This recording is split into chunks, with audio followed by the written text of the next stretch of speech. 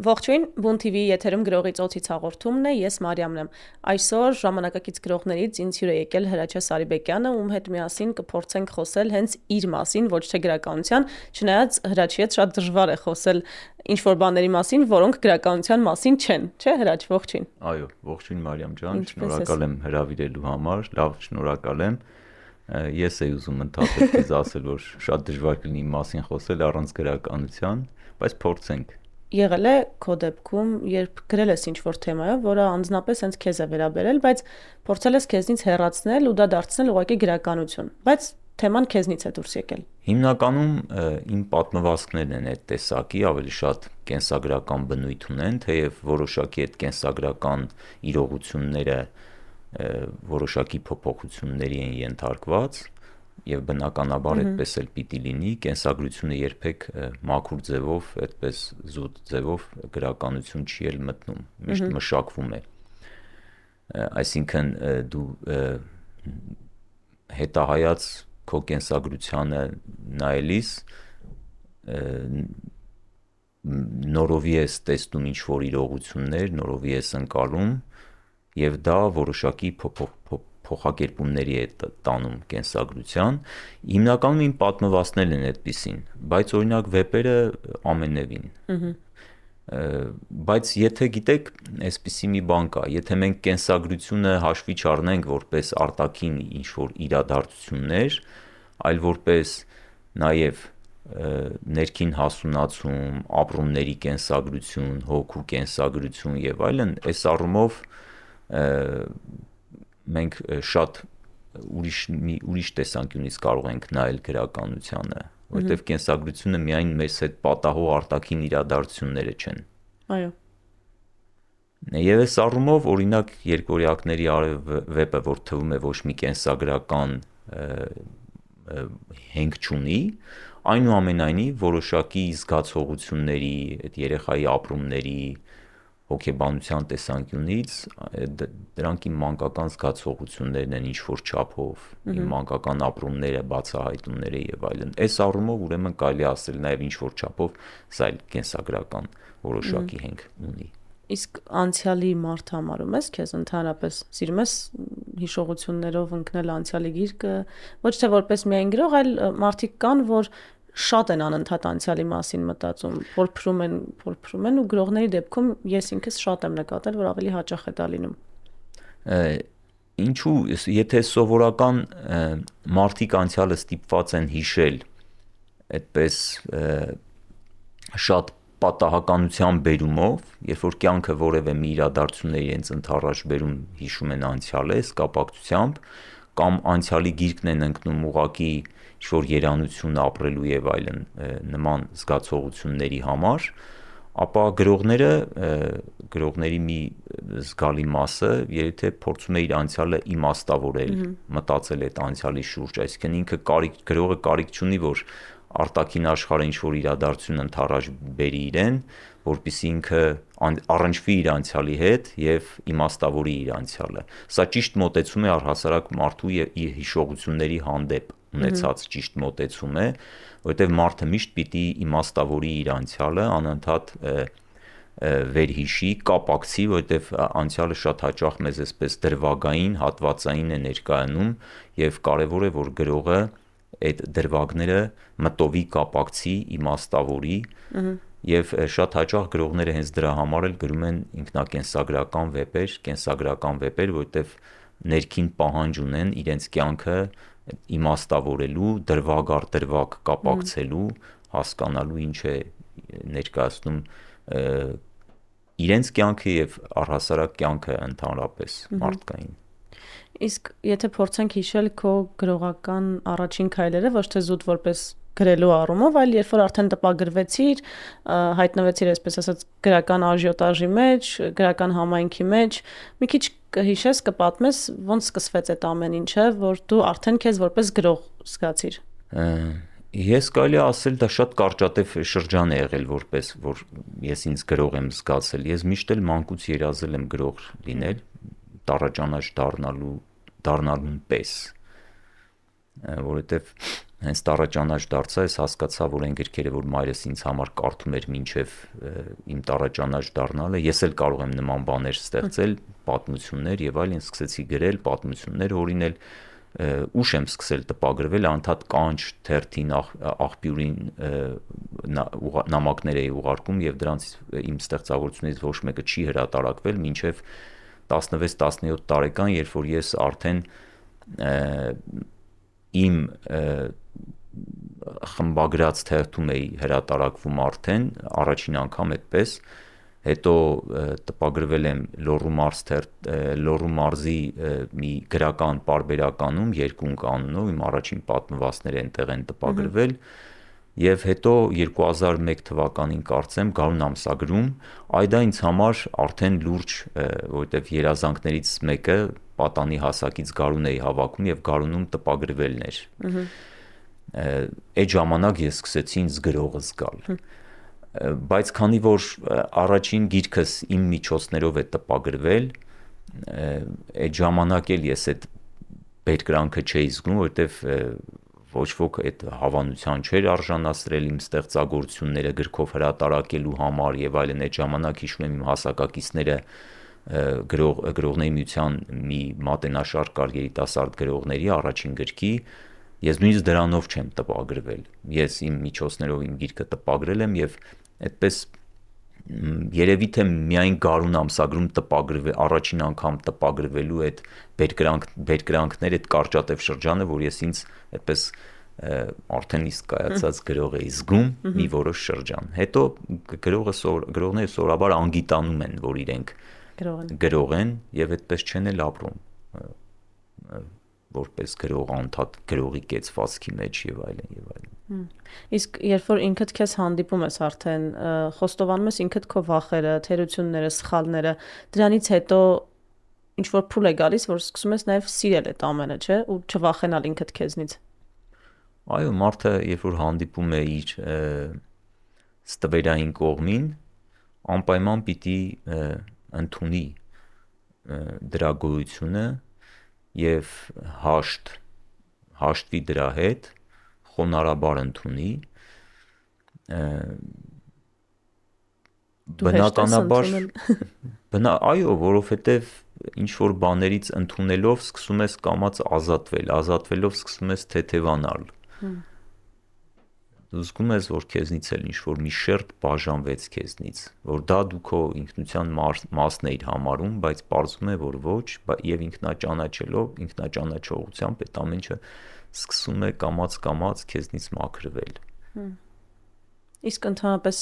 շատ ես փոշմանում ինչ որ բաների համար։ Երբեք ոչ մի բանի համար չեմ սղճում։ Չի եղել նման դեպք, եւ եթե մարդը գիտակցաբար է ապրում, գիտակցված է ապրում, ոչ թե էմոցիաներով, սովորաբար մարդը չի էլ զղջում։ Ես իմ անձնական կյանքում աշխատում եմ տուր չտալ էմոցիաներին եւ ապրել գիտակցաբար, որպեսզի հետո զղջալու առիթներ ինքս ինձ չտամ։ Հրաչ, որպես գրող երազանք ունես հիմա։ Որպես գրող, այո, երազանք ունեմ։ Իմ բոլոր ստեղծագործական ծրագրերը իրացնելու երազանք ունեմ։ Այս պահին 3-4 վեպի նախագիծ կա իմ մտքում, որոնցից երկուսը նույնիսկ գրառումների տեսքով եւ իմ երազանքը հենց այդ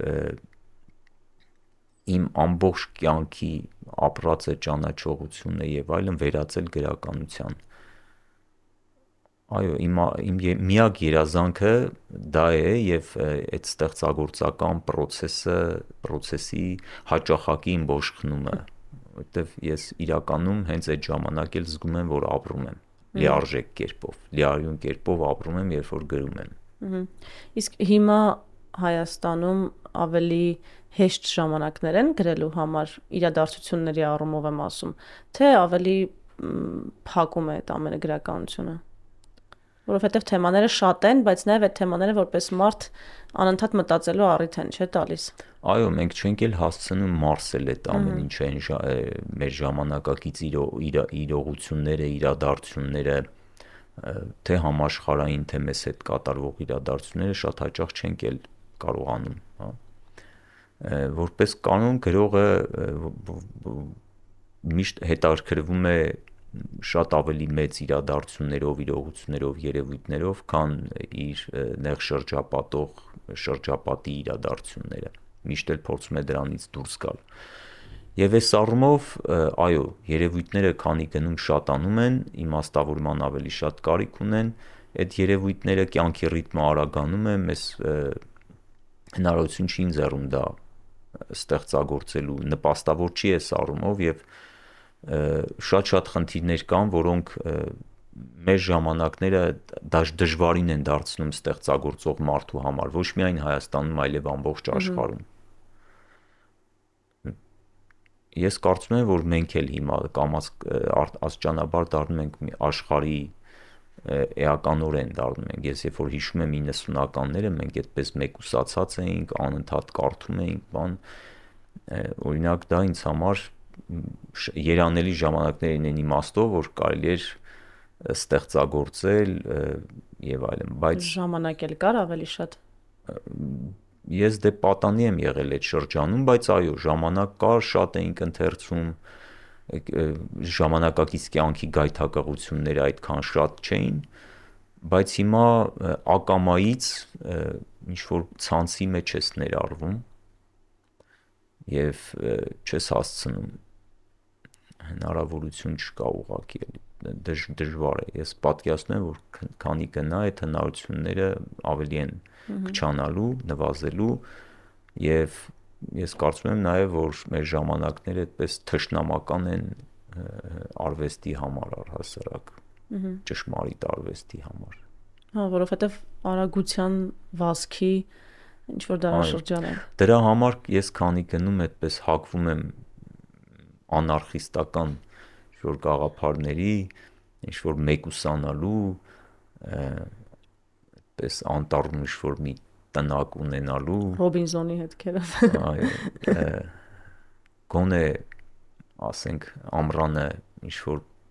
մեկուսանալու եւ ստեղծագործելու այդ մտքին։ Գրողից ինչ-որ սպասումներ պետք է ունենալ, գրողը ունի ինչ-որ պարտավորվածություններ, քո կարծիքով։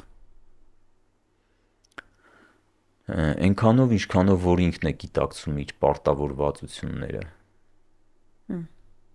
ավելին պետք չէ պահանջել։ Հրաչ անցյալից խոսեցինք ու անցյալը փոփոխելուց խոսեցինք։ Եթե հնարավորություն ունենայիր հիմա փոփոխելու անցյալը, կան հատկապես դեպքեր, որ կփոփոխեիր, կջնջեիր։ Ոչ, որովհետև ես անցյալին այդ կերպ չեմ նայում։ Անցյալը, որը մտնում է մեր հիշողություն, դրոշմվում է մեր հիշողության մեջ, միշտ իմաստավորելու, իրեն իմաստավորելու եւ մեզ իմաստնացած դուրս գալու հնարավորություն է ընձեռում։ Եվ այդ կերպ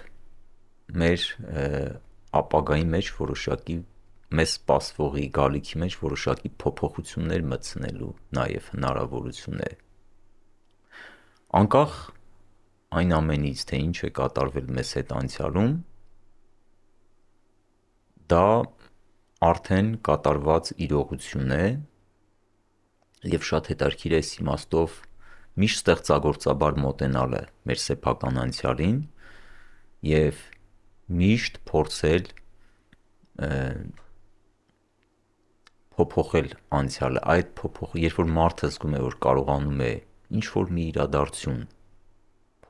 փոփոխել, սպասվող իրադարձություն, դա շատ հետաքրքիր է դիտարկելը, թե ինչ կերպ է այդ փոփոխությունը տեղի ունենում։ Եվ հետո առհասարակ մի քիչ խոնարհություն է պետք սեփական կյանքի, սեփական անձի հանդեպ, համակերպվածություն է պետք է ընդունել այն ամենը, ինչ որ դու արել ես։ Եվ միշտ պետք է իմանալ, որ մարդը կատարյալ էակ չի եւ կարող է ձգտել կատարելության ինչ որ բաներ փոփոխելով, բայց Նիչեի մոտ կա մի ասույթ, որ միշտ շենքը կառուցելու ընթացքում քարը դնելուց հետո ենք մենք հասկանում, թե ինչպես պիտի քարը դրվեր։ Այնուամենայնիվ չէ, երբեք նման բան չի առաջանում ինձ մոտ, ափսոսանքի, զղջման զգացում երբեք։ Ինչքան էլ խոսեցինք, որ անձնական կյանքով գրողների, ընդհանրապես ուրիշների անձնական կյանքով պետք չի հետաքրքրվել, բայց շատ մարդիկ կան, որ սիրում են ուշադրություն դարձնել հատկապես անձնական կյանքին, հատկապես մի փոքր ավելի հայտնի մարդկանց անձնական կյանքին, փորփրել, անգամ դասական գրողների, չէ՞, օրինակ Չարենցից կարդում են մի փոքր մանրամասներ են իմանում, ասում են, չէ, չենք սիրում Չարենցին։ Կա քո կյանքում պատմություններ կամ պատմություն, որ չէիր ուզի, որ երբևէ իմանային ընթերցողները։ Ու եթե իմանային, հնարավոր է, որ ինչ որ առումով կհիասթափվեին։ Չեմ կարծում, որովհետև հասկանում եք, սա մի հարց է, որ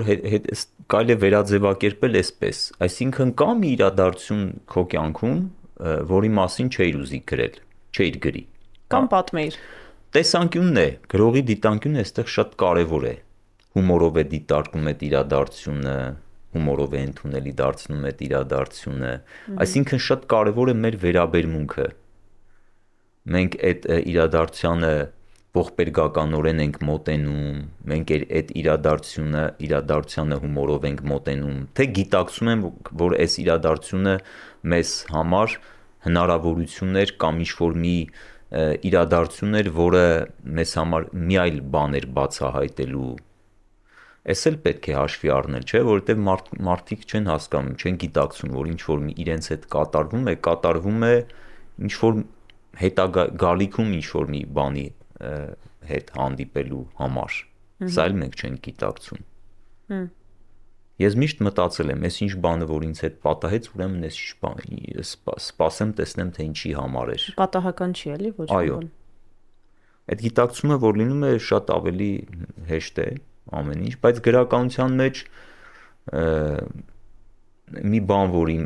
անցյալում է եղել ու ես չէի գրի, երբ թե այդպիսի բան չկա։ Այլ հարց է, թե ինչպես կգրեի, եթե ես շատ իրադարձությունների ուղղակի ես այդպես երգիծական, ինձ երգիծաբան չեմ համարում, երգիծանքով չեմ գրում, այդ նշանակում է, որ հենց այդ պատճառով էլ իմ շատ անցյալի շատ իրադարձությունների մասին ուղղակի չէի գրել, որովհետև ստիպված էի հումորով, երգիծանքով գրել։ Բայց դա ինձ բնորոշ, իմ ոճը չէ։ Իսկ քո մասին բամբասանքներ լսել ես։ Իհարկե լսել եմ, հասել են բազմաթիվ բամբասանքների մականջին, բայց միշտ ուրեմն հիշել եմ Մարսել Ժուանդոյի խոսքերը, որ ասում էր ինձ համար ավելի նախընտրելի է, երբ մարդը ավելի լավն է, քան նրա մասին տարածված համբավը, հա։ Չես ուզել արձագանքել կամ եղել է, որ նենց բան են ասել, որ ուզել ես արձագանքել, բարկացել ես շատ։ Սովորաբար դրանք այնքան անհեթեթ ու իրականության հետ կապ չունեցող բամբասանքներ են եղել, որ հասել են իմ ականջին։ Շատ տրամագծորեն հակառակ իմ էությունից, իմ անձից, իմ առօրյայից, շատ հակառակ ու այսինքն անիմաստ է դրանց դեմ ինչ-որ բան անելը, պայքարելը։ Ամենաանհեթեթը կասես։ Դե ամենաանհեթեթը չեմ էլ կարող ասել, որովհետև շատ անհեթեթ են եւ հնչեցնելու իմաստ էլ կարիք էլ չկա, բայց եղել են մարդիկ, որ ասել են այ քո մասին էս դուրերն են պատտվել եւ այլն եւ այլն։ Իսկ դրանք ուղղակի իսկապես աբսուրդ են։ Հրաչ եղել են մարդիկ կյանքումդ, որ քեզնից նեղացել են կամ նյարդայնացել են գրականության համար, որովհետև գրականությանը ավելի շատ է ստեղ տալիս։ Հավանաբար իմ կյանքի մեծ խնդիրները մարդկանց հետ հենց դրանով են եղել պայմանավորված, որովհետև մարդիկ սովորաբար որպես ընկեր շատ ավելի մեծ ակնկալիքներ են ունենում ինձնից, առնչվելով ինձ հետ, բայց քանի որ ես ինքս հանուն գրականության այդպես խուսափող տեսակ եմ։ Շատերի ակնկալիքները, հույսերը չեն արդարանում եւ այդպես շատերը ուղղակի նյարդայնանում են, չհասկանալով կամ չգիտակցելով կամ չուզելով ընդունել, որ այս տեսակը ավելի շատ գրականությանն է պատկանում, քան մեզ։ Դա մարդկանց, գիտեք, քեզ յուրացնելու ցանկությունն է, էգոիստական ցանկությունը։ Իսկ դու չես ունենում տես ցանկություններ։ Ոչ, մարդկանց սպասումներ մարդկանցից։ Ոչ։ Չէ։ Ոչ։ Հրաչ, իսկ ապագայում Ես մարդկանց միայն փորձում եմ ճանաչել։ Իհարկե ինքս ինձ ճանաչելով, բայց սպասելիքներ մարդու բնույթը ճանաչելով, այսինքն սպասելիքներ գիտես թե մարդը ինչպես կարող է իրեն պահել։ Եթե գրողը չիմանա թե ինչպես մարդը իրեն պիտի պահի տվյալ իրադրության մեջ, գրող չի էլ լինի, որովհետև կերպարները հենց այդպիսին են գրողի։ Գրողը հոգեբան ինչ-որ գրողը, որը ճանաչում է որոշակի ինչ-որ չափով կյանքը ճանաչում է, դա գիտի թե այս կամ այն կերպարը ինչպես որ այս կամ այն իրադարձության մեջ կդրսևորի, այդպես էլ մարդը ինչպես կդրսևորի այս կամ այն։ Եվ հիմնականում այդպես ես նախապես իմացել եմ, գիտեմ մարդիկ այս կամ այն իրադարձության մեջ ինչպես են իրենց դրսևորելու։ Այդ շատ կարդալուց էլ է, չէ՞, ոչ միայն գրելուց։ Ես կարծում եմ, որ կարդալը այդպես եթե մարդը չի իմաստավորում իր կարդացածը, չի մտորում իր կարդացածի շուրջ, մարդուն ոչ մի բան էլ ինչ որ չափով կարող է ինչ որ բան տալ, բայց մեծ իմաստով շատ կարևոր է մտածել, իմաստավորել, որովհետև ես ուղեղը համարում եմ մեր հոգևոր սնունդի մարսողության օրգանը։ Ու գիտակցված ապրելը գրելու դեպքում, այսինքն ինչ եմ ուզում ասել, գրողների դեպքում հիմնականում մենք մտածում ենք, որ գիտակցված չի, ավելի էմոցիոնալ է, բայց ինչքան մենք խոսեցինք, դու տարար նրան, որ գիտակցված է իրականում, հա։ Այո, գրողների մի զգալի մասը, իհարկե ես էլ իմ պատանի կյանքում շրջան ունեցել եմ, որ այդպես էմոցիաներով եմ ապրել, բայց դա երկար ճանապարհ չի եւ ինքնակործանման, ինքնաոչնչացման ճանապարհ է դառնում շատ-շատ գրողների համար, որտեղ որպես բուրըն հասկանում եք էներգիայով լեցուն մարդիկ գրողները, որպես հոգևոր լիցքով, զգացողություններով, տպավորությունների կարոտ եւ այդպես այդ մարդիկ մղվում են արկածների, արկածախնդրությունների, որը շատ հաճախ գրողների կործանման, սպառման, ինքնաոչնչացման ուղի է դառնում։ Բայց եթե գրողը ուզում է երկարատև ստեղծագործական կյանք ունենալ եւ պես ավելի լայնախոհ դառնալ, ավելի շատ երևույթներ ու իրողություններ ճանաչել, իր հետաքրքրությունների շրջանակը ընդլայնել, նա միայն ու միայն պիտի սկսի նաև մտածել։ Գիտակցված մտածել։ Այո, եւ տուրք չտա այդ էմոցիաներին, այսինքն աշխարհը կարելի է ճանաչել ոչ միայն սեփական զգացողություններից դրդված եւ տարբեր իրավիճակներում հայտնվելով, այլև այդ իրավիճակները պատկերացնելով։ Գրողը կարող է այդպես ճանաչել բոլոր իրադարձությունները, պարտադիր չի, որ ինքը հայտնվի կամ այս կամ այն իրադարձության մեջ։ Մանկության երազանքներից շատերն ես կատարել, թե չէ։ Գրող լինելուն ասացիր, որ գրող լինելուն երազանքը, եթե խոսքը վերաբերում է ինչ-որ բան դառնալու, չէ, ընդհանրապես երազանքներ, առհասարակ։ Ընդհանրապես երազանքներ, դե իմ ամենամեծ երազանքը եղել է գրող դառնալը, գուցե ծաղելի էլ հնչի, հրշեջ եմ երազել դառնալ։ Տիեզերագնաց, ոնց որ թե։ Տիեզերագնացել, հրշեջ մի անգամ մոտ եմ եղել այդպես հրշեջ դառնալու երազանքի իրագործմանը, իմ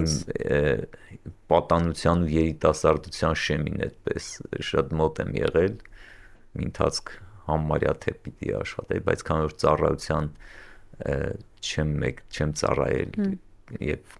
ասպիրանտուրայում սովորելու պաշտպանել եմ, չստացվեց այդ շեշտ դառնալու, այդպես այդ չիրագործվեց, մանկության երազանքներ հիշում եմ, բայց ավելի շատ իմ մանկության երազանքները այնպես անիրագործելի բաներ էին, ես որ հիշում եմ անտեսանելի լինել, թռչել, դե խաղերի հետ կապված զգացողություններ, որ օրինակ ասենք լավ հիշում եմ, որ այդպես պարկում էի եւ ուզում էի, որ այդ խաղալիք գնացքի մեջ ուղևոր լինեմ կամ գնացքի, ասենք, մեքենավարը լինեմ, այդպես փոքր, այդպիսի տարօրինակ բաներ էլի, զգացողություններ, որոնք իմ մանկության երազանքների իրագործման հետ որևէ այդպես կապ չունեն, մեկ էլ մանուկ հասակում շատ երազել եմ, որ երգեմ, երաժշտական խումբ ունենամ, որը մի կարճ շրջան պատանի հասակում այդպես իրագործեցի, մեկ էլ ես վերջերս այսպես խումբ եմ հավաքել, փորձում ենք երգել։ Չես մոռացել այսինքն երազանքները, էլի։ Չէ։ Էլի մի քանի ավելի ուշ հասակի երազանքներ ունեցել, ասենք ֆիլմ նկարահանել, գեղարվեստական,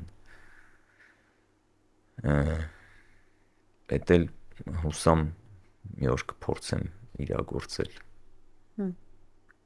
Ու մի հատ էլ հարց, կախվածություններ ունես կամ ունեցել ես։ Ժամանակին ունեցել եմ կախվածություններ, բայց հիմա շատ ավելի հանգիստ եմ դրանց վերաբերվում եւ շատ ավելի օտարված եմ այդ կախվածություններից, ասենք օրինակ հավաքչական ինչ որ բաներ, հիմա շատ հանգիստ եմ, այն մոլուցքը չկա իմ մեջ այլևս, այդ հավաքորդության եւ այլն,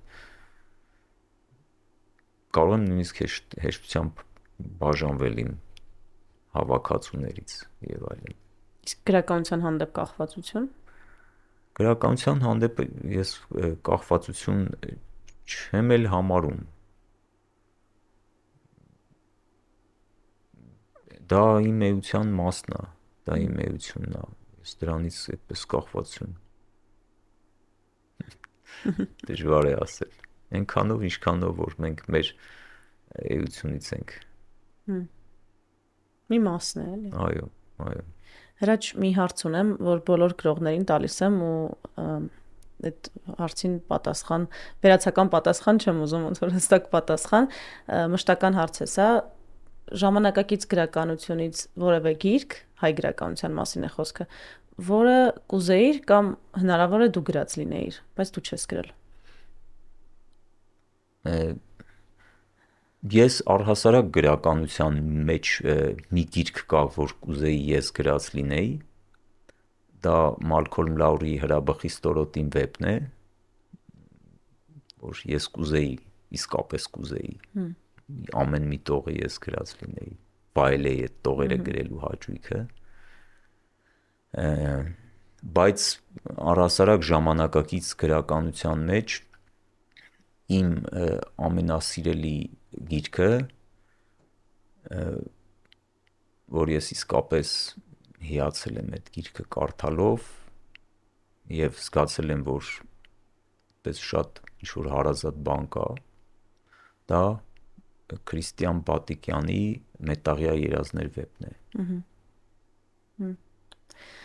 Եվ 3 հարց ուղղակի տենց արագ ես տարբերակներ ասեմ, դու պատասխանի ու վերջացնենք։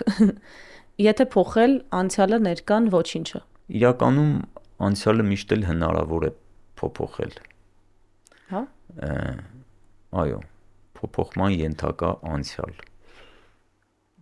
Դա նշանակում է, որ մենք միշտ կարողանում ենք տեսնել, թե ինչպես է անցյալը ապագայի որևէ իրադարձությամբ մեզ ընդառաջ գալիս։ Միշտ կարելի է այդպես տեսնել, թե անցյալը ինչպես է հետևում մեզ, հետապնդում մեզ եւ որևէ իրադարձությամբ ապագայում սպասում ես անցյալը։ Այս իմաստով ներկան կարելի է օգտագործել անցյալը փոխելու համար։ Եթե չլինեիր գրող, ավելի շուտ կլինեիր խոհարար, տիեզերագնաց, թե իրավաբան։ Միանշանակ տիեզերագնաց։ Միանշանակ, որովհետև ես հիշում եմ, որ մանուկ հասակում նաև այդ երազանքն եմ ունեցել։ Ու վերջում գրականությունից պիտի ջնջենք որևէ գրողի։ Չարենցին, Դոստոևսկուն, թե Կաֆկային։ Դժվար ընտրության առաջ եք կանգնեցնում, Մարիամ ջան, Չարենցին, Դոստոևսկուն երբեք ես չեմ ջնջի գրականությունից, դա ինձ համար Դոստոևսկին ավելին է քան գրողը, ավելին է քան մարդը, Կաֆկային էլ չեմ ջնջի, խեղճ Չարենց։ Կաֆկային էլ չեմ ջնջի, այստեղ ինչքան էլ ցավալի լինի, որովհետև Չարենցին էլ եմ սիրում եւ գնահատում շատ։ Չարենցին։ Եթե այդ երեքից ուրեմն պիտի ստիպված լիներ, ինչ ընտրության առաջ եք ինձ կանգնեցնում։ Դե հատուկ եմ արել։ Ուրեմն մնաց Չարենցը։ Դե լավ, կների Չարենցը, ոչինչ, լավ մեծ սիրտ ուներ։ Ու վերջում գրողի ծոցից հաղորդումը տարօրինակ էր, ձանձրալի էր, հետաքրքիր էր։ Հետաքրքիր էր, այո։ Այո։ Բայց տեսակ իմ պարագայում անձնական հարցեր ավելի քիչ տրվեցին եւ ավելի շատ գրականությունից խոսեցին։ Շատ դժվար է հրաչ քեզ հետ չխոսել գրականությունից իրականում։ Այո։ Դրա համար ինձ հետ շատերը լռում են։ Լռենք քեզ ժամ։ Եթե գրականությունից չէ, ապա այլ ինչից պիտի խոսենք, հա ու լռում են։ Չէ, տենց չեմ կարծում, բայց շնորհակալ եմ, որ եկար։ Ես եմ շնորհակալ, Մարիամ ջան։ Խոսեցինք։ Ձեզ էլ շնորհակալություն, որ հետևում եք գրողի ծոցից հաղորդմանը։ Ես Մարիամն եմ, այսօր զրուցում էինք գրող Հրաչյա Սարիբեկյանի հետ։ Կհանդիպենք։